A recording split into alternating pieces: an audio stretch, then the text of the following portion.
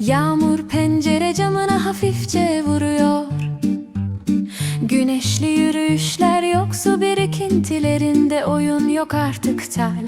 Ama bu şirin küçük evde hey hey, yağmurlu bir gün asla yalnız değil, birlikte eğlenmek demektir ela. Kapının yanında botlar, şemsiyeler kalıyor yağmur. Yağmur ördek yavruları bugün içeri gelin diyor. Ördek iç çekiyor, vak vak neşeyle zıplıyor. Hadi bir oyun bulalım, eğlence burada. Yağmurlu gün, yağmurlu gün ne yapacağız?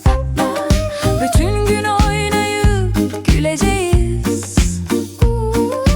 İç mekan oyunları, aile yanımızdayız.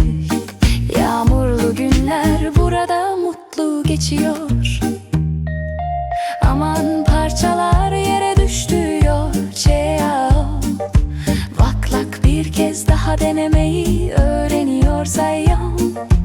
Yavaş nefesler sıranı bekliyor ale.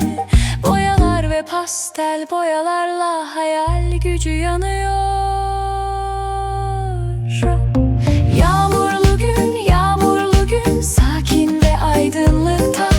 Sabır nazik ışıkta büyüyor boş. Renkler dans ediyor, fikirler akıyor ve yağmurlu günler kalplerin büyümesine yardımcı oluyor.